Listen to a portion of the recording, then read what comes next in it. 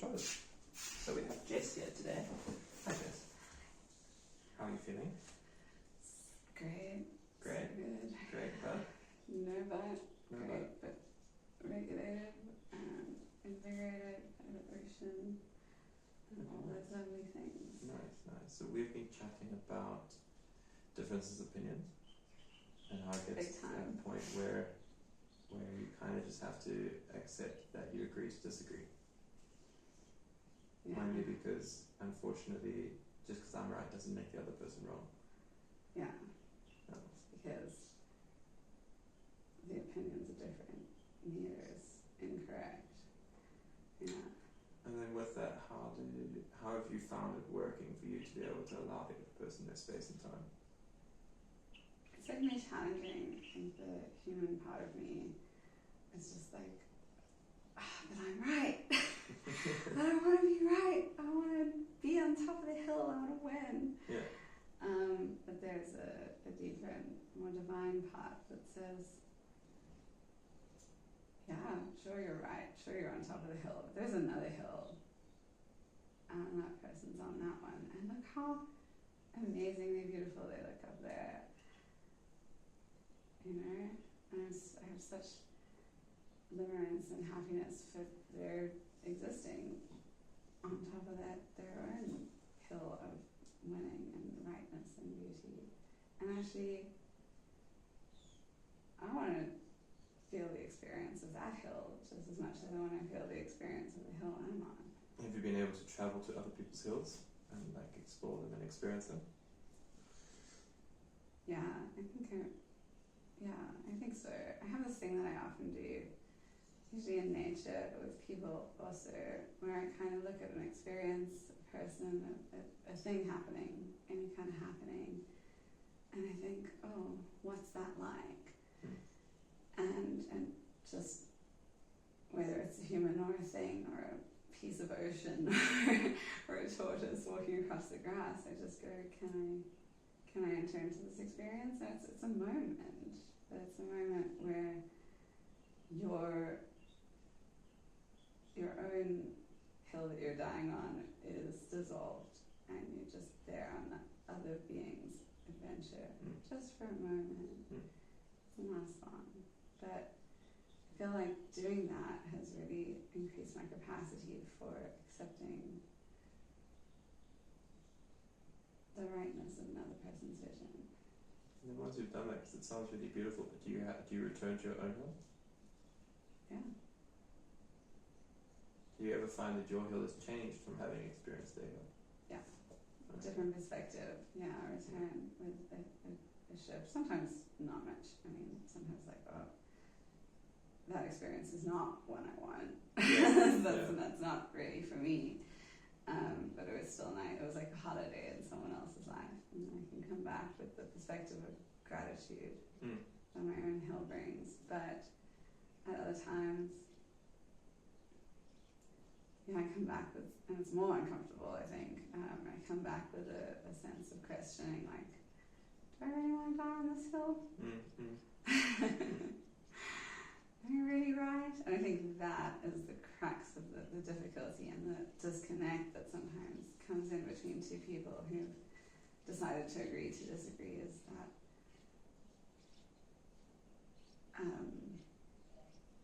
the light it sheds on your own experience and the lack of surety it engenders in what you're experiencing, because that's hard. We don't want that. We want to be sure of our opinions, and we want to know we're right. And this idea that everyone can be right is really good, but then you enter into the experience of another, and you're like, ooh, I think there's some things here I need to incorporate. Some stones that I can take from this hill. Part of mine. Make a good feature. Make a beautiful little water feature. Yeah. Or whatever. Yeah, but I think one of the big things there that I've experienced is, and I'm not sure if you have, but taking too much from someone else's hill. Or completely forgoing my own hill. Yeah, I think that is a huge danger. You should not do that. And that can't last, actually. It's going to things, it's like if we're using the hill analogy, and we'll just do it to death, I think, is like the rocks on this hill want to be on this hill, and the rocks on this hill want to be on this hill. So if you take a bunch from this hill, they're going to roll back down, and they're in motion already. So that's not a sustainable model unless you truly shift and you truly have a change of heart, and that's totally fine. There's absolutely, I think flexibility of mind is so important forever. We should be able to change, but that change has to happen in yourself. You build it into your own hill. You can't just go and filch it from someone else. And I think a part of that change having to happen within your own self is it has to be within your own blueprint. Yeah. Like it can't be the even because you can simulate a lot of good internal change or change that's possible, but it still needs to be aligned to something real. Yeah. In those ways, otherwise it's unfounded and it's still going to go somewhere else. It can't really be in the realm of a second order belief if it's going to enact real change. Yeah. But if you are just liking the idea of something and just being like, oh, I want this belief, without actually having it, that's great. And sometimes that can lead to a shift into the first order belief of really knowing something, but that's not necessarily going to happen. Some beliefs are just not for us. What's something that you've been able to, or how have you been able to kind of touch base with who you are and your real first order beliefs in order to kind of progress along the process? Yeah, that's a super interesting question. I think it's been quite challenging. But certainly just this feeling of bringing back my own energy into myself.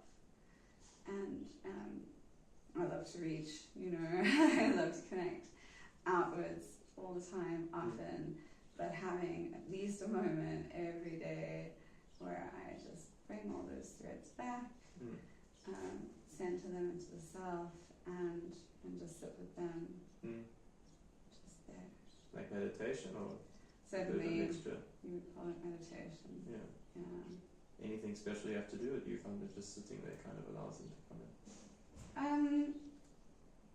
I love a good bit of visualization. And I think I've done this practice quite a bit, but what really enhanced it was the cord cutting. So I did a energetic sort of cleansing cord cutting ritual, and that kind of gave me the pathway for how it kind of shifted that into a first order belief for me, actually, of this ability to just draw my energy back, bring it here, and sit in it before going out and exchanging with others again, because that's life. We love that. That's connection. That's beautiful. But always finding that moment of just still selfness. What about you?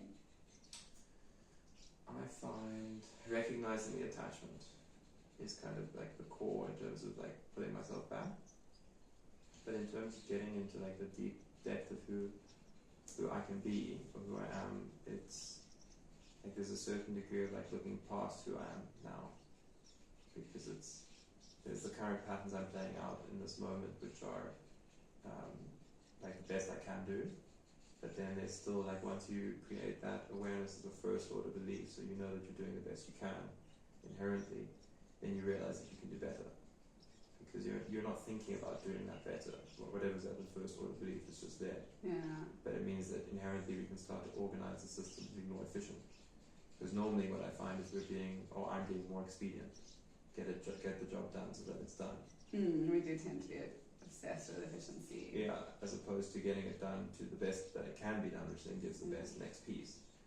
Kind of makes me think of the idea of like viscous compliance when you're doing body work, of you can fix the thing within the body, bring it back into alignment, but if you let go too soon, that thing will snap right back. You've got to hold it until the point where the body actually fills those gaps and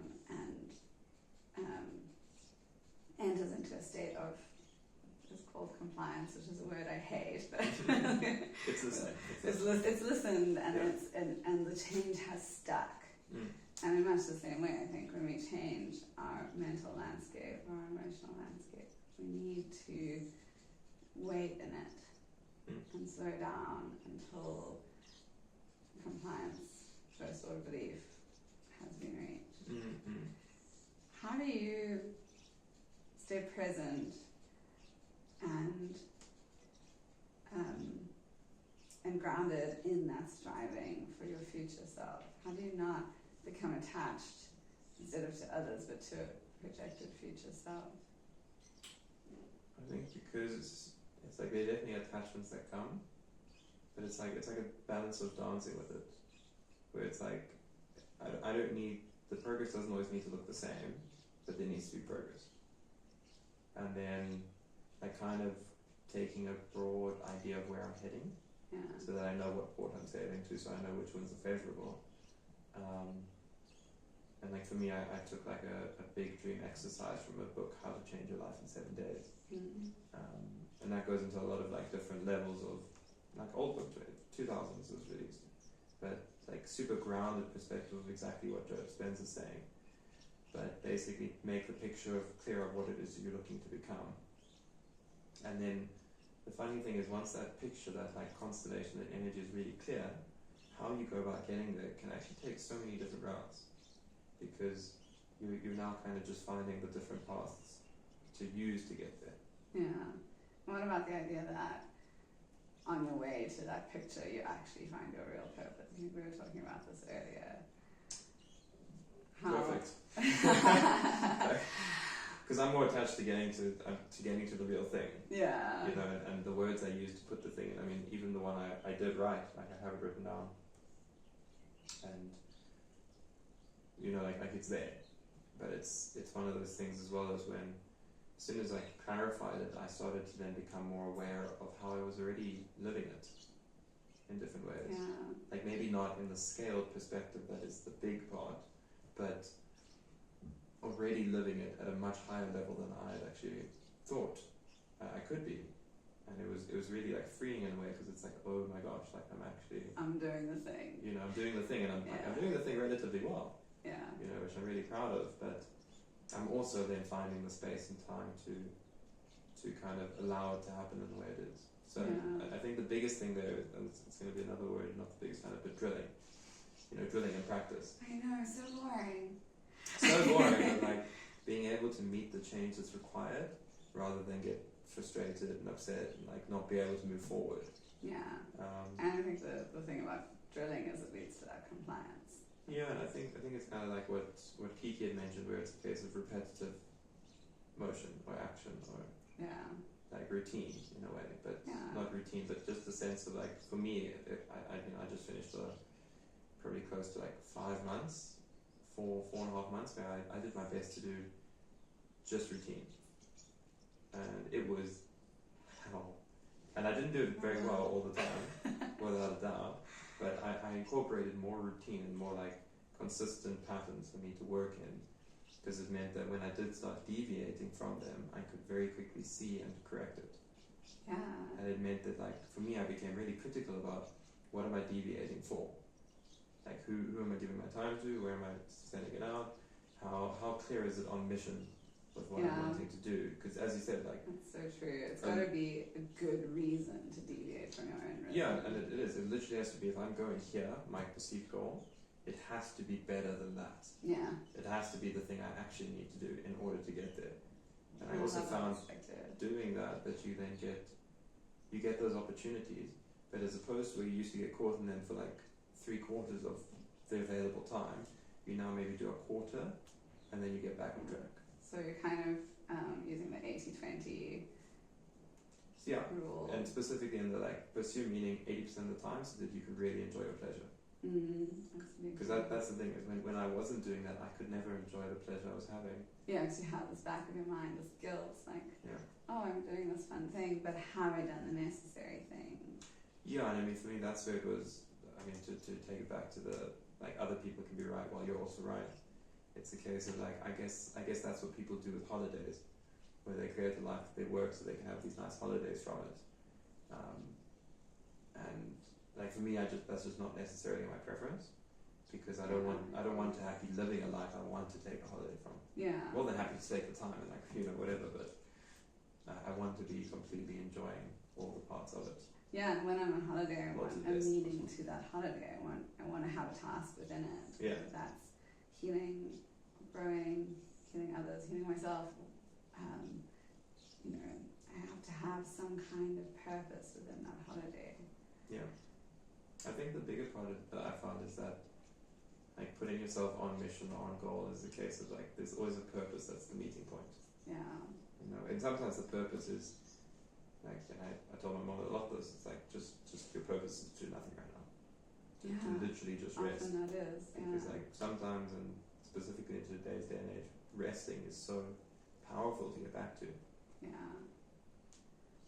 And so lacking. But yeah, absolutely. I think the thing of both people are right. Like that kind of grind culture and holiday, that's not wrong. It's just not for us. Do you think that's because a lot of the time, like it's kind of that thing of get it down to the best that it needs to be done rather than the best it could be done? It's not broken, so don't fix it. Yeah, absolutely. But that balanced with constantly improve, constantly get better. Because you can, rather than because you have to. Yeah. Because I mean that just becomes another grind culture type thing. Yeah, absolutely. Yeah, because you can, and because it brings you joy and fulfillment, not out of a sense of duty to other, but out of a sense of love for self. And I think we've talked a lot about like being on your hill and dying on your hill, but it is so important to remember the balance of that, of allowing other perspectives and allowing them to change you, and finding that point in your body where you can ask yourself, am I holding on to what I believe because it's right or because I want to be right? Which is hard. And I think that touches on what the most challenging part of it is that to be wrong is firstly a dissolution of ego. Which hurts. I mean, it's counter to what it exists for. But it's also like not only is it to dissolve it for something of self or of another, but it's also you don't know for how long. Yeah. Like there's no way to know how long, if that one's even permanent, if like what it's actually going to lead to. Yeah, and now we come to the other issue with standing on your hill and dying there, which is how do you relate from that position? How do you relate to someone on a totally different hill? I think both people have to be willing to come off the hills. Yeah. To be honest, I think both people need to be able to dissolve or even just leave the hill there, but take some distance from it. Absolutely. Maybe take some of the stones that are working together, meet in the valley and make a fire. I agree. Swim in the river, make a fire, go on a hike. Cause you know that those pieces are going to return back, but in the meantime, there's nourishment that can be there. Yeah, exactly. And I think a part of that is just the clarity of that, because that's also not easy. Yeah, it's not easy to leave your hill. No. Because you think like, oh my God, is it still going to be there when I get back? Am I still going to be? Is someone going to steal my hill? Same thing. Yeah, is someone going to steal my hill? Is someone going to go and move the rocks, take some rocks? And we have all these concerns, but I think it's best to come back to, sure, we need to look after ourselves and our hills, and we need to build the lives that we are called to live and lead. And also we need to relax into the fact that no one can take that away from that. No one can take your hill, and I think that's a part of, if you challenge someone's beliefs, we know this really well, you challenge someone's belief, you get very serious flashback from that, like violence and kind of this terror and anger, and that comes from a sense of really great, really overwhelming attachment to my hill. So I think it's really important that we do relate with others who have a totally different viewpoint, who are totally right. I think maybe we can relate a bit less, or kind of limit contact or limit connection with people who are on a hill that's, you know, sliding down a mountain, or just completely detrimental to themselves or the universe or the vibration or field around them. But I think if we see someone else and they're on a hill and they look beautiful there, we owe it to ourselves to relate into that. I think the balance there is like, because within that there's the thread of like the hill's not even yours. It's just something that you came into. So it's like learning how to have the balance of surrendering it within what's, as you say, good to the universe, good to the vibration, good to what is. And that's also, I mean, that then comes down to an even greater hill. What hill is your hill of part of the mountain range? Yeah. So that you can know what that actually supports and where it's. And what constellation you're actually moving in. Yeah. We're all constantly negotiating. Yeah, and I think the bigger thing there is like you can only find that out by going and being present and like looking to be of service to it. Yeah. You know, because I personally find that another really good practice is to do the best to be of service, and then to see what pops up. Yeah, I think that's absolutely true. Whenever you don't know what to do, perform an act of service. Perform an act of service, allow yourself rest, and also focus on becoming the best person to perform that act of service. Yeah. As soon as possible. Don't like take on a 10-year course in order to do it, because that's just gonna, you know. It's gonna be hard, yeah. Yeah. You might lose motivation halfway. And then you never even end up doing the first act of service. Yeah, no, do the act of service that you can do. Yeah. And if you see a need and you're called to it, yeah, sure, make a 10-year plan. Yeah. You'll find that act of service on the way.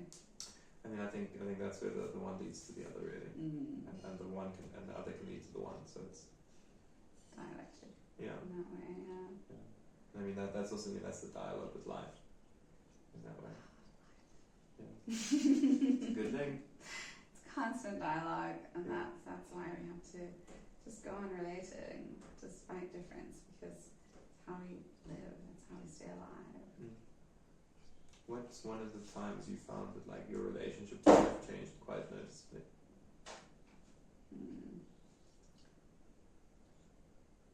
Well, sort of definitely waking up into remembering who I was and what I was and my own power was such a, that was like the central moment of realizing, well, discovering that life was so much bigger because I'd lived for so many years in not living. I've not lived for so many years, let's say. I've really been asleep. I barely even remember a lot of stuff from that time. But I know I wasn't here. I wasn't awake. And in a way, it was actually kind of anger that brought me into that space of awakening. But the anger dissolved pretty quickly, and the awakeness stayed. And it was really powerful. And it was such a rush in the beginning because I was discovering so much all at once every day. It was a new discovery. I felt like a child going out into the world and like, oh my god, look at that flower, look at that rock. Like, wow, look at these animals, they're so beautiful. And I was 30 years old. But it was like I'd never seen those things before. And I'd seen them every day. But I hadn't seen them, I hadn't been in them, I hadn't gone to them and been like, what's it like to be you? Because I was so stuck being in this kind of prison of my own body for so long. It sounds like there wasn't really any real hill that you were on then. Oh no, like I was just camping out on someone else's hill, and it was pretty shit there. Yeah. I mean, to go back to the analogy, it sounds like all the rocks from your hill had gone back to your hill, but you had stayed on theirs. Yeah. And then I took a long hike back. Good hike? It was a beautiful hike. I'm still hiking that hike. Okay. And simultaneously sitting on the hill. That's good.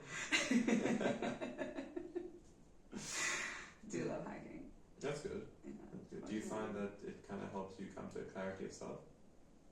Definitely, and I think the thing about hiking is it feels so powerful. Like I can traverse this terrain, I can run, climb, and swim through it, or whatever, and like I feel so independent in that. You know, Sure. I have what I need on my back, and I need what I have, and whatever I don't have doesn't matter because I don't need it. In this space, I have everything. If there's one thing you could give to yourself any time before or after, what would you do? I wouldn't change. It's hard to say. I wouldn't change what happened because look at me now. Like, Damn straight skipping. Yeah, just look at me now. But I would love for my younger self to see that value for it, like in herself. But in changing that one thing, I would change everything that happened because that's the fundamental reason I ended up in that situation. But I would have loved, I mean, even like as a teenager, like look at my body and be like, this body is too fat, too white, too pasty, not whatever it was. And fuck, I was so beautiful. I'm still so beautiful, but I was so beautiful then. And all I had for myself was criticism. I didn't appreciate it. Yeah. I think I'd give myself a sense of appreciation. How could you bring that in now? I think the best way to appreciate your body is to nourish it fully and listen to it, witness your body. This is what I do in my work. I witness other people's bodies, and it kind of shocks, or I don't know, saddens me maybe in a way when I go to someone's body and I offer it witness, and the body is just like, oh my god, I've been so thirsty for this. Where's this been? And I just had this realization, like, oh, I did that to my body for so long. So what work do you do? Craniosacral therapy. Craniosacral therapist. So that's basically helping people regulate and minimize pain. Yeah, that's a lot. That's the and alter the actual flow of the yeah. I mean, the most obvious external signs of you've had craniosacral therapy is less pain, more regulation. Sounds great. Yeah. But I think there's quite a lot going on that even I can't fully understand. And can you, because I know that you're based in South Africa in Eastern Cape side, so if people aren't there, can you do it online? I know you can, and I have experimented with it. Yeah. But I would much prefer not. Okay. I think with existing clients, like if they have come to see me, I will do stuff online. So that I'm fine with. And not online so much as it doesn't work like I don't like video call or anything. How I've done it is I will ask, like, but each person will set aside a time, like an hour, 45 minutes or something, where that the patient, the client, will not be doing anything, not be doing anything too heavy, and will be alone, so there's no like other energy. And then and I will also be alone, and I will contact, like, just we'll have a conversation beforehand, hang up the phone, I'll do the session, work with the energy. And I think because I've worked on that person before, usually a few times, it's pretty easy. I can get into the energy, and I can feel absolutely sure, like, the energy is that person's energy that I'm working with. Yeah, and then we have another talk afterwards. So that's how that works. That's cool. It's not online so much. Yeah, but distance. Yeah, at a distance. So if people were to want to do a book a session with you and make the pilgrimage, how would they find you? Working on it. Okay. So those who go in the bottom part as soon as possible. Yeah. Cool. And then have you heard of the Healy device? No, I think it sounds familiar, but no, I don't know what So that the Healy device is super interesting. I've never seen one, but I've heard of it. But it's a device that similarly gets the quantum signature of people. Like if you registered this person as that, like click it on them, registers them, and then it has the capacity to do like different sessions, kind of like the Rife machine. sounds like a machine that's going to replace me. So. No, nothing can replace the capacity for human intuition. No, I'm kidding. Yeah, that sounds super interesting. I do love to use the Rife. Yeah. I find it's really powerful tool. I mean, in a way, it also kind of does what I do. But I think the biggest thing is, I mean, like I would say, I mean, like with the Rife, what I'm really interested to try is to have that going and then have a session done. I would love to try that. Let's experiment. Because that's the thing is, it's like if that thing's replacing you, it just means, hey, you are a human, so you have the capacity to plug in a different space. And it's also like, if we use that thing and I'm plugging in at the same time, like what heights can we reach? Exactly. This is really what I'm super interested in at the moment is like, it's great to take a broken body and bring it relief and release and into a state of homeostasis and healing.